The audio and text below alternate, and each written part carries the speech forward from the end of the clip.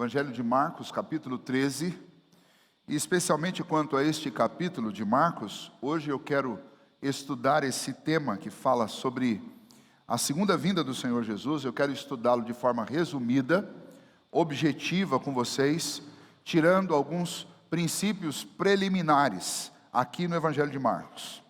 E nas próximas semanas eu quero estudar o mesmo texto na versão de Mateus com vocês também. Então nós vamos passar pelo menos 2 ou 3 semanas falando sobre esse assunto. Hoje é o texto todo, mas de forma introdutória. Então eu não serei não vou tratar assuntos específicos dentro do texto, mas vou falar de forma mais abrangente do que esse texto e o que essa mensagem do Senhor Jesus, esse sermão profético do Senhor, o que ele significa e como ele deve ser utilizado na vida de cada um de nós. Veja o texto então, Marcos capítulo 13. Ao sair Jesus do templo, disse-lhe um dos seus discípulos: Mestre, que pedras, que construções! Mas Jesus lhe disse: Vês estas grandes construções? Não ficará pedra sobre pedra que não seja derribada. No Monte das Oliveiras, defronte do templo, achava-se Jesus assentado, quando Pedro, Tiago, João e André lhe perguntaram em particular: Dize-nos quando sucederão estas coisas e que sinal haverá quando todas elas estiverem para cumprir-se? Então Jesus passou a dizer-lhes: Vede que ninguém vos engane. Muitos virão em meu nome dizendo: Sou eu, e enganarão a muitos. Quando, porém, ouvirdes falar de guerras e rumores de guerras, não vos assusteis. É necessário assim acontecer, mas ainda não é o fim. Porque se levantará nação contra nação e reino contra reino. Haverá terremotos em vários lugares e também fomes. Estas coisas são o princípio das dores. Estai vós de sobreaviso, porque vos entregarão aos tribunais e às sinagogas. Sereis açoitados e vos farão comparecer à presença de governadores e reis por minha causa, para lhes servir de testemunho. Mas é necessário que primeiro o evangelho seja pregado a todas as nações. Quando, pois, vos levarem e vos entregarem, não vos preocupeis com o que haveis de dizer, mas o que vos for concedido naquela hora, isso falai, porque não sois vós os que falais, mas o Espírito Santo. Um irmão entregará à morte outro irmão, e o pai ao filho. Filhos haverá que se levantarão contra os progenitores, e os matarão. Sereis odiados de todos por causa do meu nome. Aquele, porém, que perseverar até ao fim, esse será salvo. Quando, pois, virdes o abominável da desolação, situado onde não deve estar, quem lê entenda, então os que estiverem na Judéia fujam para os montes. Quem estiver em cima no eirado, não desça nem entre para tirar da sua casa alguma coisa. E o que estiver no campo, não volte atrás para buscar a sua capa. Ai daquelas que estiverem grávidas e das que amamentarem naqueles dias. Orai para que isso não suceda no inverno, porque aqueles dias serão de tamanha tribulação, como nunca houve desde o princípio do mundo, que Deus criou até agora e nunca jamais haverá. Não tivesse o Senhor abreviado aqueles dias, e ninguém se salvaria. Mas por causa dos eleitos que ele escolheu, abreviou tais dias. Então, se alguém vos disser: Eis aqui o Cristo, ou ei-lo ali, não acrediteis, pois surgirão falsos cristos e falsos profetas, operando sinais e prodígios, para enganar, se possível, os próprios eleitos. Estai vós de sobreaviso, tudo vos tenho predito. Mas naqueles dias, após a referida tribulação, o sol escurecerá, a lua não dará a sua claridade, as estrelas cairão do firmamento, e os poderes do céu serão abalados.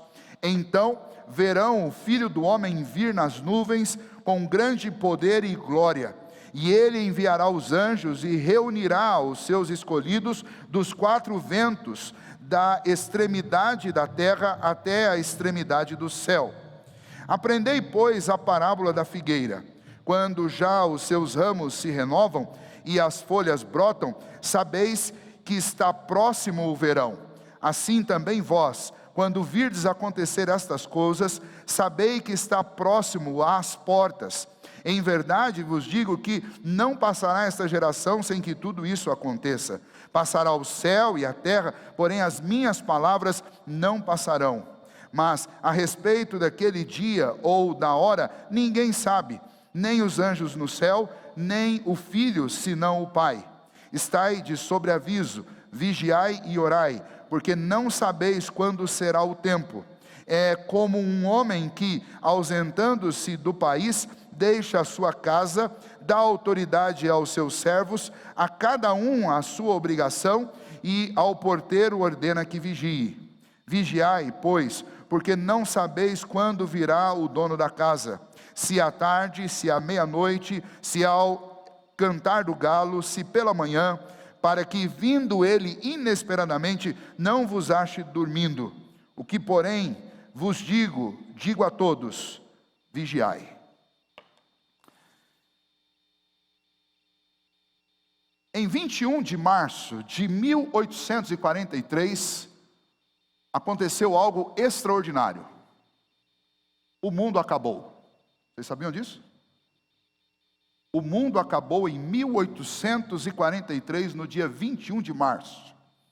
E antes que você pense que o pastor está louco, deixa eu te explicar o que é isso. Um teólogo, pastor, chamado e escritor também, William Miller, ele marcou a volta do Senhor Jesus. E ele disse que seria nesse dia, no dia 21 de março de 1843. A gente sabe muito pouco sobre o passado. Essa história é uma história de 100 e poucos anos. Ainda não inteirou 200 anos que esses fatos aconteceram. Mas por causa desse pregador e por causa dessa profecia dele, ou dessa interpretação dele das profecias da Bíblia, muita gente vendeu suas propriedades, muita gente se despediu, muita gente chorou, muita gente ficou dentro de uma igreja esperando o grande e terrível dia do Senhor. Mas não aconteceu, não é verdade? Nós estamos aqui. Se você é um crente verdadeiro e está aqui, pode ter certeza que não aconteceu. E de fato não aconteceu. E esse dia ficou conhecido na história como o grande desapontamento. Isso faz parte da história de uma outra denominação, que não é a nossa, mas uma denominação que depois teve que inventar e ajustar isso dentro da sua teologia, dentro da sua interpretação da Bíblia, para dizer, olha, na realidade aquele dia era um dia marcado, mas o povo ainda não estava pronto e Deus teve que mudar os seus planos. O Deus imutável, vejam só, ele teve que mudar os planos do universo todo, porque a igreja não estava pronta. Essa foi a desculpa que foi arrumada para resolver esse problema. Esse problema não é um problema novo e nem é um problema tão antigo, porque desde que o Senhor Jesus ascendeu aos céus, até hoje existem pessoas marcando a volta do Filho de Deus. Existe gente tentando interpretar a Bíblia e dizer quando é que o Senhor Jesus vai voltar. E a gente poderia fazer a seguinte pergunta: por que que as pessoas estão fazendo isso? Por que que a gente é tentado a fazer isso? Provavelmente porque o próprio Senhor Jesus deixou profecias sobre a sua vinda, e o Senhor Jesus nos mandou ficar preparados, e o Senhor Jesus nos mandou vigiar, e por causa disso nós temos quase que uma tendência incontrolável de ficar tentando interpretar isso e entender quando isso vai ser e marcar uma data para isso. Mas hoje eu gostaria de começar com você uma série de estudos sobre esses temas escatológicos, exatamente para que a gente aprenda como lidar com isso. E ao invés de a gente ficar tentando marcar datas, e eu vou mostrar para vocês que a proposta do Senhor Jesus não é essa, porque Ele mesmo disse que nem o Filho do Homem sabe o dia e a hora. Então a proposta não é fazer com que você marque uma data no calendário, tente decifrar o enigma bíblico, tente achar um dia e uma data e uma hora, mas a intenção do Senhor Jesus, e isso fica claro nesse texto, é que a gente viva preparado, e que a gente viva cada dia como se esse fosse o dia da vinda do Senhor Jesus. Eu tenho que estar preparado hoje, porque eu não sei que dia será. Então, eu não tenho que viver um dia diferente lá numa data específica, porque supostamente esse é o dia que o Senhor Jesus vem. Nós temos que viver a vida que o Senhor Jesus quer que nós vivamos, independente de que dia seja. Se é na segunda, na terça, na quarta, se é no dia 21 de março de 1843, ou se é o dia que nós vamos viver amanhã, quem sabe será no dia 21 de outubro de 2019. Nós não sabemos o dia nem a hora, mas o que importa é que nós estejamos prontos para o dia em que o nosso Senhor e o nosso Salvador voltar. O texto que nós estudamos, ele está também transcrito por Mateus, segundo o testemunho dos apóstolos, e as duas versões são muito semelhantes, apenas com alguns detalhes que Mateus dá a mais do que os detalhes de Marcos. E nós sabemos por quê. Marcos é alguém que está contando a história do Evangelho de uma maneira muito rápida. Ele mostra o Senhor Jesus como um servo, e ele objetivamente vai passando por todos aqueles fatos que ele considera importantes e que precisam ser narrados para os seus leitores, mas ele não tem um comprometimento de ficar detalhando e parando para esmiuçar as coisas. Ele fala com agilidade. Então eu escolhi ele para fazer o resumo para vocês, e depois a gente entra nos detalhes lá em Mateus. O tema que nós vamos ver dentro deste capítulo aqui do Evangelho de Marcos é o seguinte, e isso você deve tomar nota: devemos aguardar a volta de Cristo, preparando o nosso coração para isso. Devemos aguardar a volta de Cristo, preparando o nosso coração para isso. Veja como nós somos influenciáveis. Na última década do século 20, não se falava em nenhum outro assunto dentro das igrejas senão a volta do Senhor Jesus. Isso era igreja presbiteriana, igreja batista, igreja Assembleia de Deus. A maioria das denominações falavam insistentemente sobre a volta de Cristo, porque culturalmente, não provocado pela Bíblia, mas provocado pela cultura ao nosso redor, havia um adágio que a gente ficava repetindo e pensando, e eu fui criança nessas últimas décadas, na década de 70 e de 80, eu era criança e adolescente, e eu ouvia expressões assim, na casa de muitos crentes: de 1000 passará, mas de 2000 não passará. E a gente vivia naquela iminência da volta de Jesus. Quando foi a virada do século, todo mundo ficava imaginando o que ia acontecer. Até Nostradamus tinha dito que a coisa ia acabar lá, e não acabou. E nós vivemos nessa tendência, mas como a gente gosta desse número 1000, a gente parece que tem uma certa atração por ele. Passou do ano 2000, agora nós vamos deixar só para o pessoal que vai estar lá perto do 3000 para se preocupar. A gente vive mais ou menos assim. Mas não é essa maneira que o Senhor Jesus quer que nós vivamos. O Senhor Jesus quer que nós vivamos preparados para o grande e terrível dia do Senhor. É por isso que esse dia não foi anunciado e nem foi dado uma data específica, para que ninguém fizesse isso, para que ninguém procrastinasse e para que ninguém também ficasse acelerando a data sem que primeiro se cumprissem todos os feitos do Senhor. Então, um primeiro momento para nós guardarmos bem o propósito do Senhor Jesus com esse texto, é guardar esse tema: devemos aguardar a volta de Cristo, preparando-nos para isso, preparando o nosso coração. Como é que a gente vai preparar o coração para a volta de Jesus? O Senhor Jesus já deu para nós as dicas. Em primeiro lugar, eu vou me preparar entendendo os sinais. E é isso que está acontecendo aí. A história é mais ou menos assim. Jesus foi muitas vezes ao templo. Jesus foi ao templo para orar. Jesus foi ao templo para participar de algumas festas, algumas celebrações. Se você observar o capítulo anterior, o Senhor Jesus vai lá no templo e dá uma surra em quem estava fazendo comércio dentro do templo, dentro da casa do seu pai. Jesus, ele tinha uma interação com o templo, nem sempre era uma interação pacífica. Muitas vezes o Senhor Jesus era enérgico.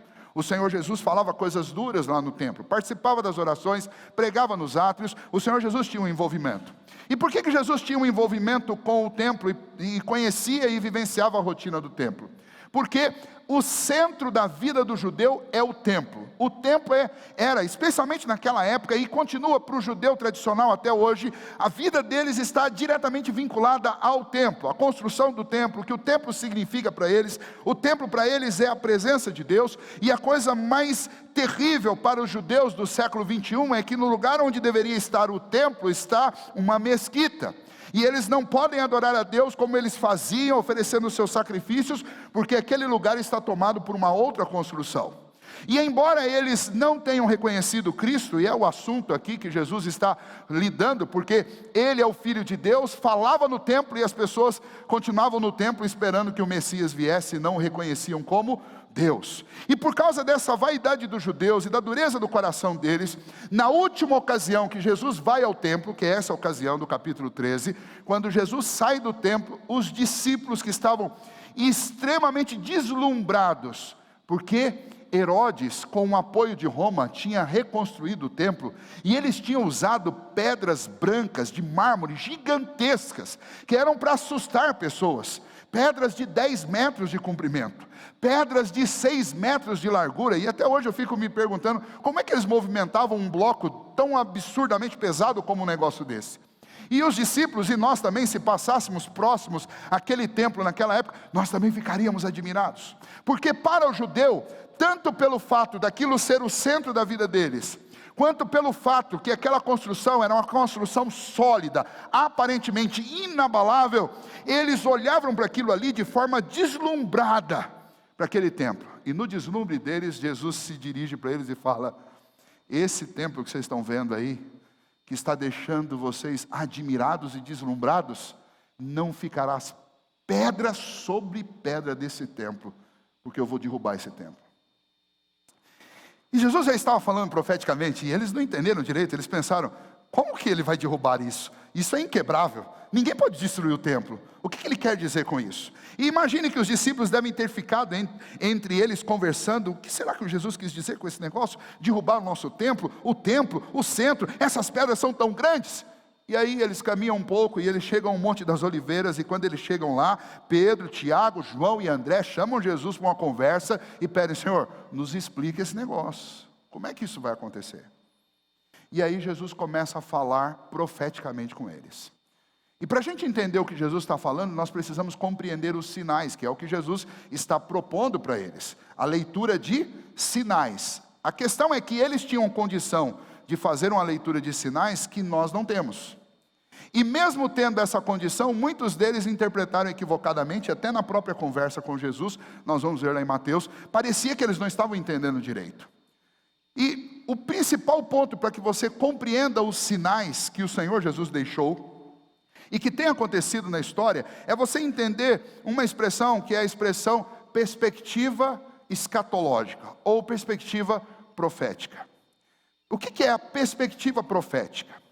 É entender que tudo que está nesse bloco de profecias, como o que está nos blocos de profecias que você vai encontrar no livro de Isaías, no livro de Jeremias, no livro do profeta Daniel, entender que essas profecias, quando a gente lê, a gente tem a falsa ideia de que são ou situações sucessivas, cronologicamente, ou situações simultâneas, e a gente tem a mania de achar que uma das coisas está atreladinha à outra, e uma vai acontecer depois da outra, simultaneamente. A gente vai vendo aquilo ali, e parece que há uma sequência, a gente precisa que essa sequência aconteça de uma forma lógica, cronológica, para ser exatamente o que a Bíblia está dizendo.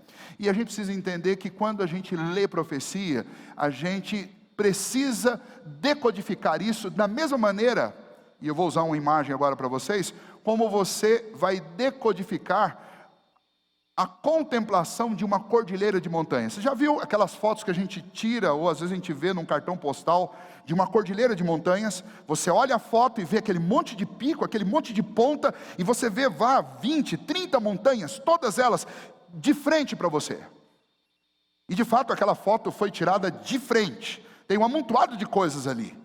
Mas se você pudesse dar uma volta, em 3D, ao lado daquela foto, você vai ver que entre uma montanha, às vezes existem quilômetros de distância até a próxima montanha, que quando você olha de frente, parece que elas estão no mesmo plano. Profecias são assim também. As profecias do Senhor, elas são dadas nesse grande bloco, mas o acontecimento delas não é simultâneo, e nem é sequencial, e nem é instantâneo, como às vezes a gente tem ideia de que esses acontecimentos sejam.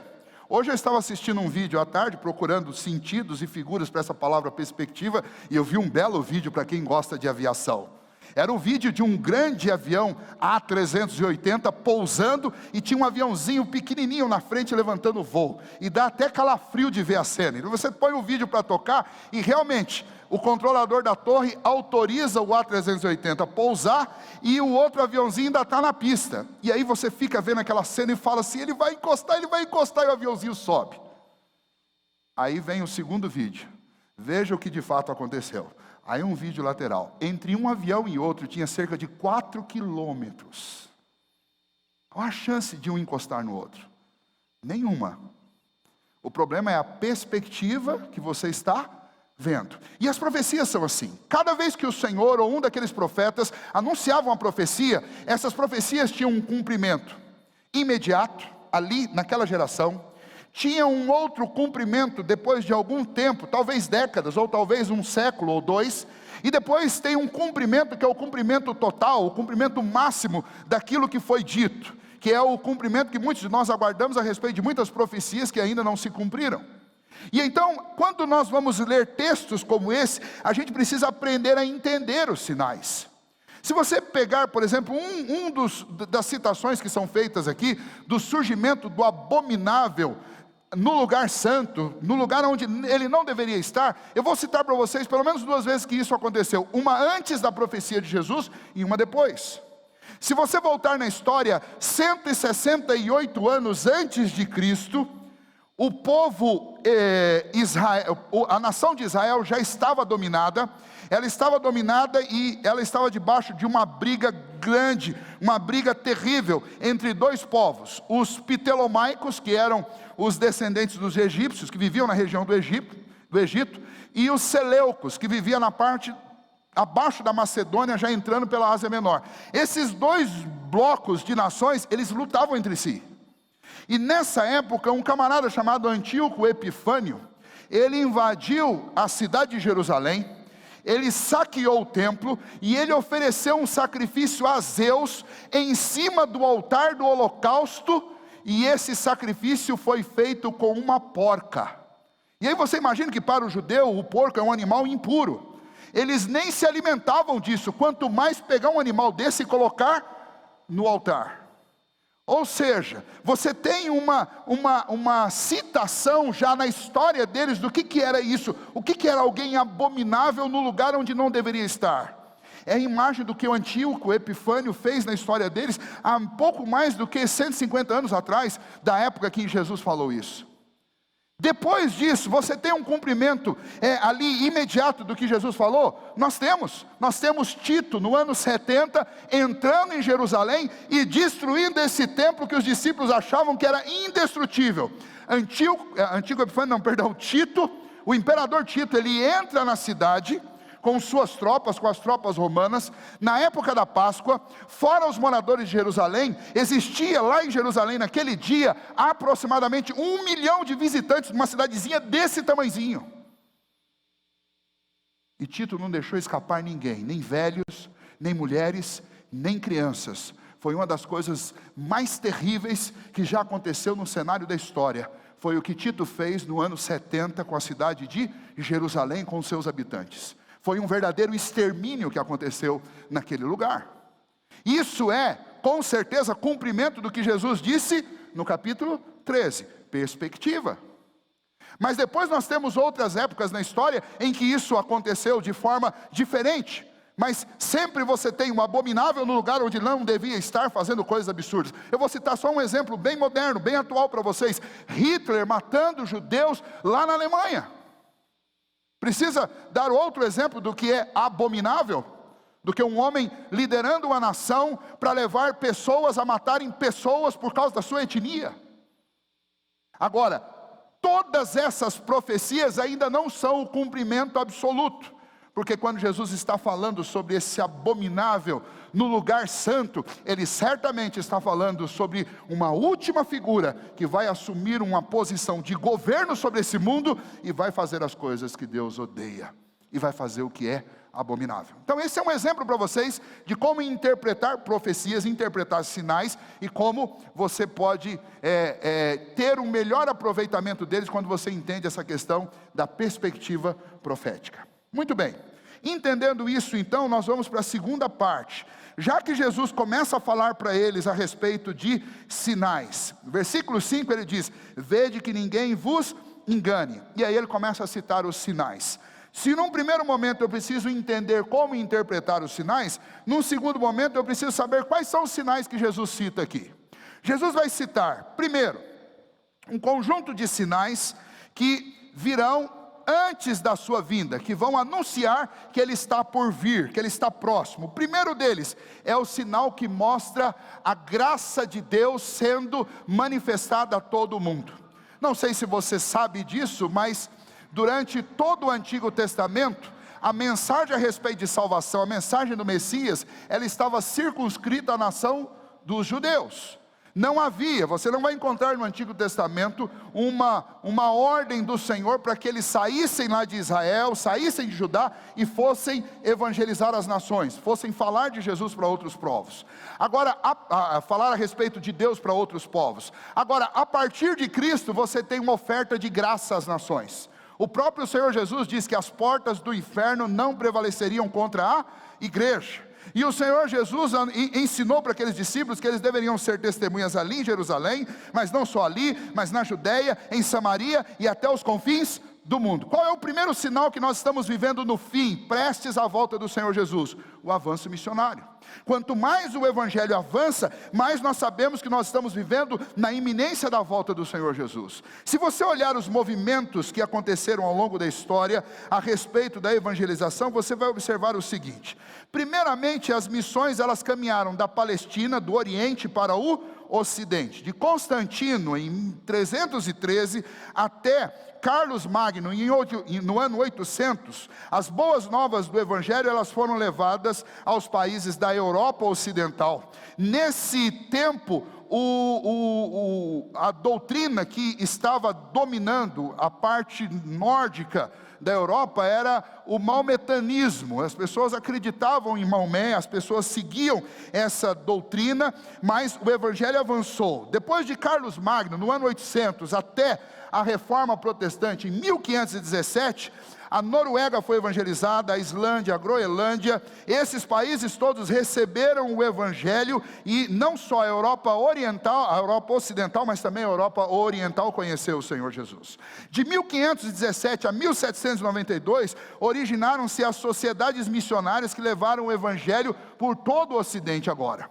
E aí, a partir de 1792, com o missionário William Carey, começou aquilo que nós chamamos de as missões modernas, e aí o Evangelho é levado a todo mundo. Ou seja, quanto mais o Evangelho avança, mais próximos nós estamos da vinda do Messias. E o avançar do Evangelho é o próprio primeiro sinal de que o Evangelho, de que o Senhor Jesus está voltando. Veja o que é dito lá no versículo 10. Mas é necessário que primeiro o Evangelho seja pregado a todas as nações. Quanto mais Evangelho, mais demonstração da graça e da misericórdia do Senhor. E quanto mais a graça do Senhor está sobre essa terra, mais próximos nós estamos do fim.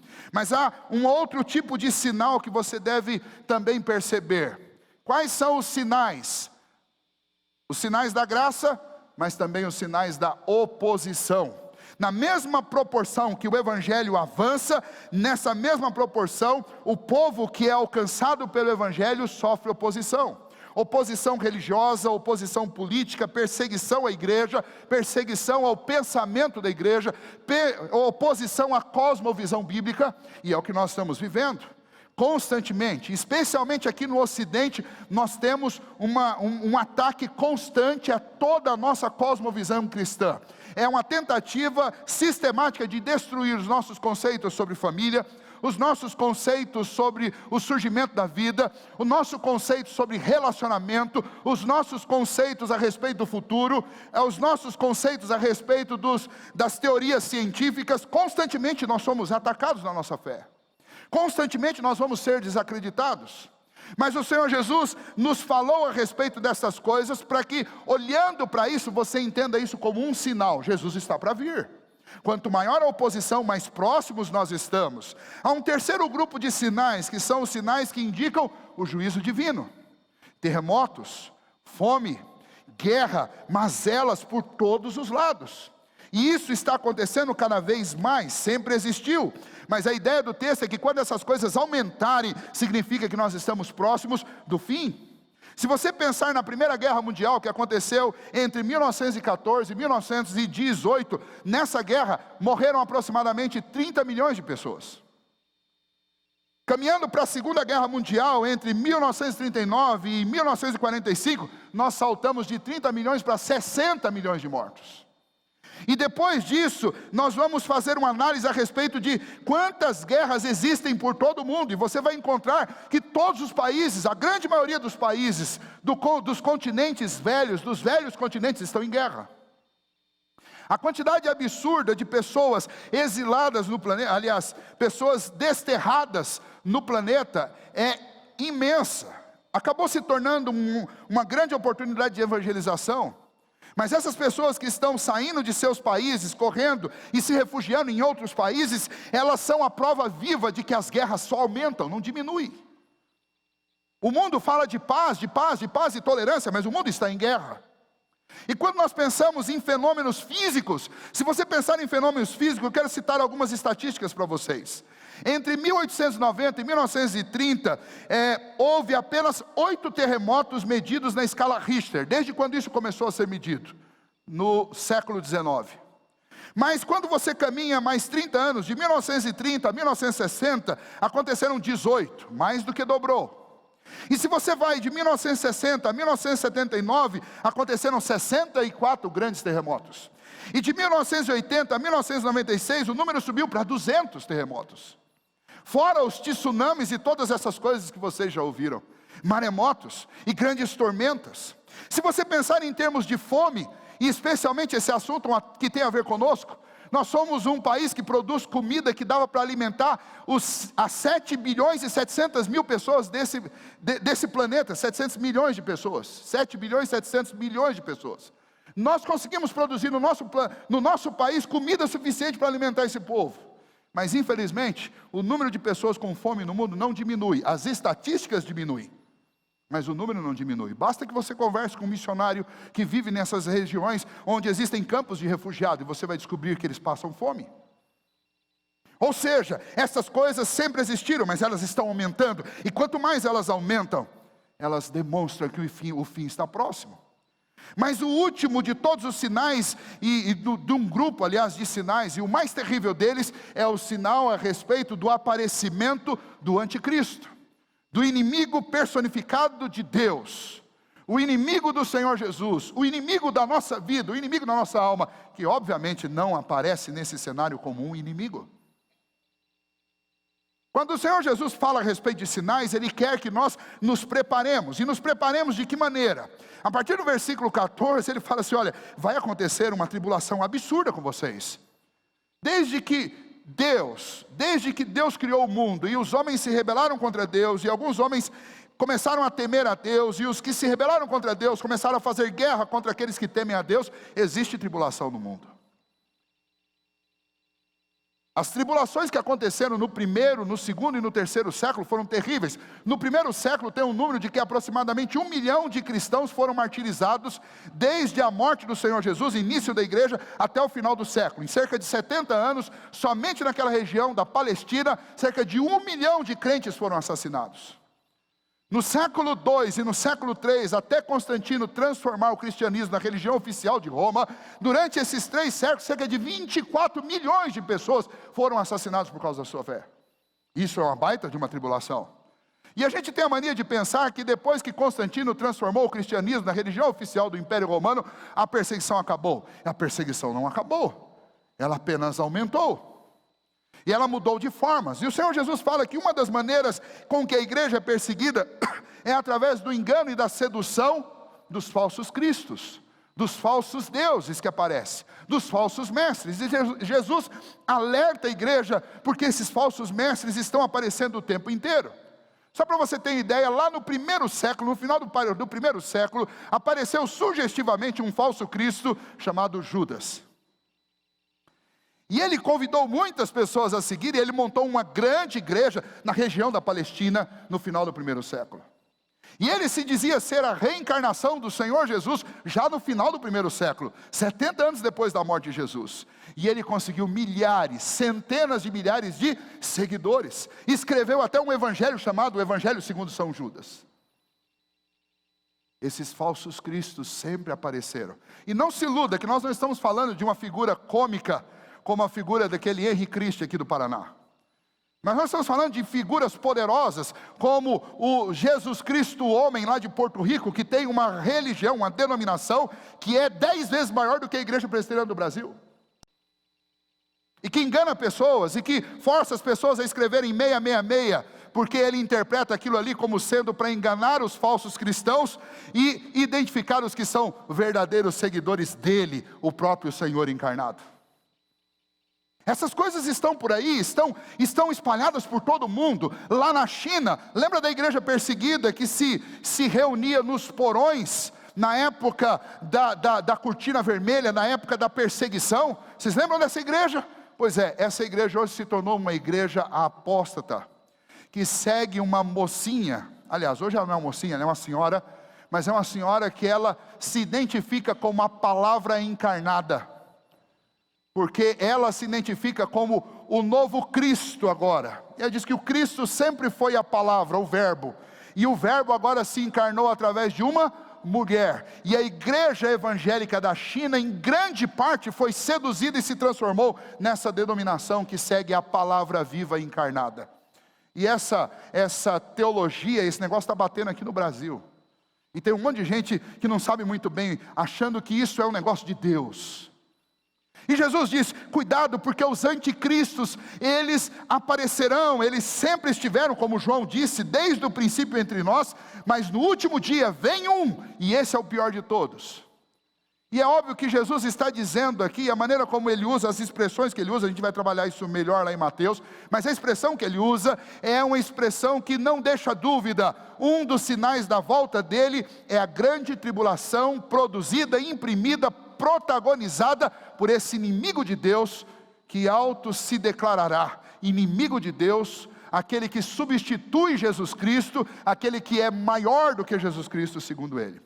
O apóstolo Paulo, falando à igreja de Tessalônica, em 2 Tessalonicenses, diz, quando vier o abominável, quando vier aquele que vai operar com a eficácia e poder de Satanás, ele vai seduzir as pessoas, vai seduzir as nações. Não apenas o Senhor Jesus, mas os próprios apóstolos confirmaram essa interpretação, que chegará um tempo em que nós teremos um governo global, e esse governo global seduzirá as nações, e depois colocará as nações contra o cristianismo, contra Cristo. Nesse ponto eu quero parar com vocês antes de nós concluirmos. Nós estamos num cenário onde todas as coisas estão sendo preparadas para isso. Todas as vezes que eu ouço expressões como uma visão global, uma economia global, um pensamento global, uma cultura global, uma campanha global, todas as vezes que eu ouço alguma coisa desse tipo, me causa arrepios. Porque essa é a preparação para o cenário escatológico de Apocalipse. É a convergência do governo das nações. Essa semana mesmo, teve um grande líder da Europa, um grande líder mundial que sugeriu que nós precisamos de um governo global. Nós temos atualmente um líder de uma das maiores religiões do planeta, que é o Papa Francisco, que é adepto a um governo centralizador do mundo. Ele já declarou isso, que nós precisamos de um governo central. Esse sínodo da Amazônia que está acontecendo, assista os vídeos sobre o sínodo da Amazônia, e não se fala em nenhuma outra coisa lá, a não ser globalização de governo, de poder. Os grandes movimentos que pregam a preservação do meio ambiente hoje, todos eles estão interligados e relacionados com políticas globalistas. E a gente às vezes fica trancado dentro da igreja achando que essas coisas são coisas de filme de ficção científica. Ou coisas para a gente pensar quando chegar o ano 3000. Mas é para você pensar nisso agora. Porque nós cristãos estamos sofrendo sanções e estamos perdendo todos os dias, em cortes no mundo inteiro, o nosso espaço de pregar o Evangelho. Aqui no nosso país mesmo, já tem assuntos que eu não posso pregar publicamente, e vou pregar se Deus me permitir, mas eu não posso em tese, porque se eu fizer isso eu corro risco de ser preso. Ainda bem que a igreja tem um monte de advogado aí, vocês se viram depois para me tirar de lá. Mas nós estamos nesse mundo de oposição, e esse mundo imprime na mente das pessoas uma nova visão, e é uma visão que não brota do céu, mas ela brota do interior do inferno. E quando Jesus citou estes sinais, é para que nós ficássemos preparados, porque essas coisas vão acontecer. E então vem a conclusão que eu quero passar para vocês: preparando o nosso coração para viver na volta de Cristo, esses grandes desafios do nosso tempo. Jesus disse para aqueles discípulos: vocês devem ficar preparados. Devem ficar preparados, primeiro, porque esse tempo da volta do Senhor Jesus é um tempo de grande oposição ao Evangelho e à vida que o Senhor nos oferece. Eu pergunto a você, como que você está preparado? O que você tem feito para preparar o seu coração para enfrentar a oposição? Você está preparado com isso? Você já refletiu e já orou sobre isso, pensou sobre isso? Porque o Senhor Jesus disse: o dia e a hora eu não sei, mas vocês devem viver com vigilância. Porque quando esses sinais se estabelecerem, então o Filho do Homem virá. O período de grande tribulação terrível que nós vamos enfrentar é um período muito curto, porque o texto diz que o Senhor, por amor aos eleitos, Ele abreviou esse tempo, para que fosse um tempo curto, senão não sobraria nenhum de nós aqui. Mas uma vez que esse tempo é curto, nós precisamos entender o quê? Que esse tempo também vai nos tomar de assalto. Será surpreendente quando nós estivermos, desculpa o termo, dormindo de touca, sem perceber os sinais, sem ler os sinais. Nesse momento tudo acontecerá. Quando você lê lá em 2 Tessalonicenses capítulo 5, aliás, 1 Tessalonicenses capítulo 5, Paulo vai lá e diz assim: quando todos andarem dizendo paz e segurança. Ou seja, a impressão que dá é que ele diz assim: olha, quando tiver todo mundo ocupado com paz e segurança, eu vou vir, eu virei. Assim nós devemos então pensar. O Senhor Jesus nos mostrou sinais que nós devemos estudar e interpretar, e o Senhor Jesus nos fez alertas. O alerta que Ele faz para que a gente se prepare é: primeiro, faça a leitura dos sinais. Segundo, entenda que eu voltarei. Parece que falar sobre a volta do Senhor Jesus para a igreja do século 21 é uma coisa fora da realidade, é uma coisa abstrata, mas o Senhor Jesus voltará. Ele diz no versículo claramente: eu voltarei. Veja, versículo 24: mas naqueles dias, após a referida tribulação, o sol escurecerá e a lua não dará mais sua claridade. E a gente fica imaginando coisas fantásticas a respeito desses astros, mas se você voltar lá em Gênesis, no capítulo 1, você vai ver que Deus criou o sol, Deus criou a lua para governar o dia, para governar a noite, e os astros para governar, para que apontassem, para que iluminassem. Eles só servem para um propósito: para estabelecer a nossa agenda, para estabelecer e governar o tempo que rege a nossa vida. Quando esse propósito se cumprir, quando o dia de todos nós se cumprir, quando essas coisas acontecerem, Deus tira o sol e tira a lua, e não tem problema nenhum para fazer isso. E dane-se a ciência que diz que o sol e a lua, o sol especialmente, é muito maior do que esse planeta. Deus faz assim com esse sol. E Deus não faz só isso não. Olha que texto maravilhoso, eu adoro isso daqui, eu fico deslumbrado. Versículo 25 diz: e as estrelas cairão do firmamento, e os poderes do céu serão abalados. E aí você fica imaginando: o que é isso? Como assim estrela cair do firmamento, se este universo é infinito, e as estrelas são milhões de vezes maiores do que a terra, e elas estão a bilhões e bilhões de anos-luz da terra? Como é que esse negócio cai? Olha, eu não vou dar para vocês nenhuma interpretação de como é que esse negócio cai, porque eu também não sei. Mas eu vou dizer uma coisa para vocês: o que Jesus está dizendo é que, aos olhos humanos, esse céu aqui, que nós conhecemos como firmamento, ele vai rasgar, e ele vai abrir. A ciência vai chamar de buraco negro, mas vai abrir uma grande escuridão, e no meio dessa grande escuridão, onde não tem mais estrela brilhando, não tem mais sol e não tem mais lua, o Senhor Jesus vai descer sobre as nuvens com poder e glória. E aí pouco importa o que a NASA diz. E aí pouco importa o que as pessoas dizem a respeito de como é o universo. Porque somente uma coisa vai importar: o Filho de Deus, o Filho do homem, está descendo com poder e glória. E diante dele todo joelho se dobrará. E eu tenho que perguntar para você: você está preparado para isso? Quando o Filho do homem rasgar o firmamento e aparecer no céu, você está preparado para isso? Jesus disse: vigiai, ficai preparados, porque eu voltarei. Eu voltarei, eu virei nos céus. Quando eu chegar, haverá um abalo cósmico. Tudo que faz parte da cosmologia de vocês, tudo isso vai ser destruído. Eu vou desfazer esse negócio. Lá em Apocalipse diz que Deus vai enrolar o firmamento como um pergaminho. Eu acho essa cena mais bonita. Poeticamente falando, é mais bonito ainda. Ele vai desenrolar esse sal igual uma lata de sardinha, se você quiser uma linguagem nossa brasileira caipira. Vai pegar, alguém é daquela época da latinha de sardinha que você ia girando assim e enrolando a latinha. Ele vai desenrolar isso daí. Então a gente fica preocupado demais para saber se a nuvem é feita de algodão, se o céu é feito de alguma coisa desse tipo. A preocupação não é essa. A preocupação é: você está preparado para o dia em que Deus abrir esse céu? Esse é o ponto. Porque só uma maneira de estar preparado para esse dia é ter os joelhos dobrados e quebrados diante da cruz de Cristo Jesus. Reconhecer que Ele é o Salvador e que sem Ele eu não tenho esperança. E somente através dele eu posso ter vida e eu posso resistir ao que vai acontecer nesse dia. E aí o Senhor Jesus vai concluir dizendo o seguinte: vocês plantam figueiras, não é o nosso caso, era o caso deles. Mas só para aprender esse negócio eu plantei uma figueira em casa.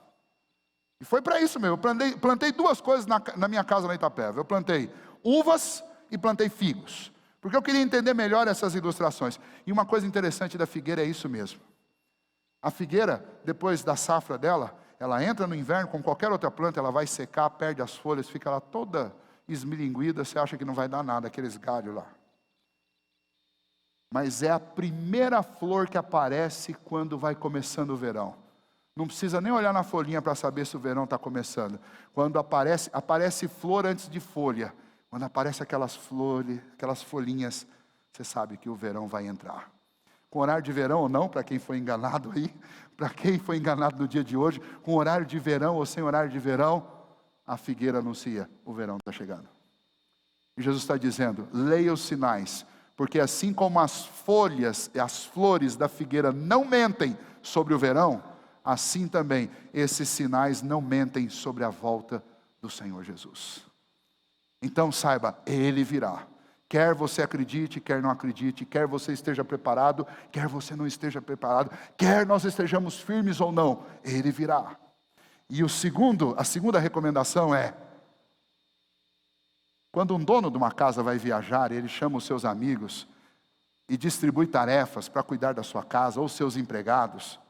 E os seus empregados ficam ali, e ele contrata um vigia para tomar conta da casa. E aí um amigo do vigia fala assim: pode dormir que ele não volta hoje. Você fica atento no dia que ele voltar. E o vigia diz: eu não sei que dia que ele volta. Então eu tenho que ficar vigiando todo dia, toda hora, todas as noites. Porque ele virá. Eu não sei o dia nem a hora, mas ele virá. E Jesus disse: fiquem preparados, porque ele virá. Ou, Jesus disse: fiquem preparados, vigiai, porque eu virei. Então, iniciando essa série com vocês, eu queria concluir dizendo: Deus deixou estes sinais para que nós os entendêssemos, para que a gente conhecesse-os, soubesse quais são, e para que nós nos preparássemos. Então, eu queria fazer um convite a você. Nós somos uma geração de crentes muito descuidados. A gente não pensa sobre a volta de Jesus. Mas, gente, só para vocês entenderem, a volta do Senhor Jesus é o principal assunto da Bíblia, sabia? O principal assunto é Cristo, obviamente, mas especialmente a volta de Cristo. Vou dar 2 números para te impressionar um pouquinho com números. No Antigo Testamento, existiam 300 referências à vinda do Messias, à primeira vinda de Cristo. No Novo Testamento, existem 2.400 referências à volta do Senhor Jesus. Você acha que isso é por um acaso? A Bíblia fala muito mais sobre a volta de Jesus do que sobre amor. Fala muito mais sobre a volta de Jesus do que sobre riqueza. Fala muito mais sobre a volta de Jesus do que ela fala a respeito de qualquer outro assunto que você puder procurar. Tem gente que fala assim, olha, a Bíblia tem lá um não temais para cada dia do ano. A Bíblia tem quase 10 vezes mais do que isso. Um alerta de que Jesus voltará. Não ignore isso. Jesus está às portas. Ele volta. Eu não vou marcar data. E nenhum de nós deve fazer isso. Mas a gente deve viver como se ele fosse voltar daqui a algumas horas. Tem muita gente que ainda precisa ouvir o Evangelho. Tem muito parente, amigo nosso, que precisa render a vida a Jesus. Nós mesmos precisamos consertar a nossa vida. Tem coisa na sua vida para ser consertada? Não deixe para amanhã. Faça isso hoje. Porque ninguém sabe nem o dia e nem a hora. Vamos ficar em pé? O que nós vamos cantar?